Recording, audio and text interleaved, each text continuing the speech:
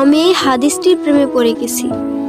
আপনি যখন নীরবে ঘরে বসে কান্না করেন, আল্লাহ তখন ফেরেশতাগণদের উদ্দেশ্য করে বলেন, কোন জিনিস আমার এই বান্দার চোখে পানি আনলো?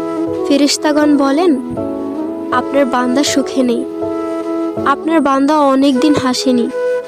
এই বলে ফেরেশতাগণ কান্না করতে থাকেন এবং আল্লাহকে বলেন, হে আমার রব, আপনি জানেন আপনার এই বান্দার হৃদয়ে কি রয়েছে, অতএব আপনি তার জন্য সবকিছু সহজ করে দিন।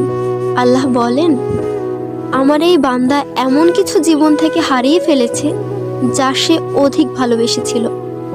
অতএব আল্লাহ বলেন, আমি শপথ করছি, আমার বান্দা তার জীবন থেকে যা হারিয়েছে এর চেয়ে উত্তম জিনিস তাকে এনে দেব, যা দেখে দুনিয়া ও আখিরাতের সবাই বিস্মিত হবে। আলহামদুলিল্লাহ।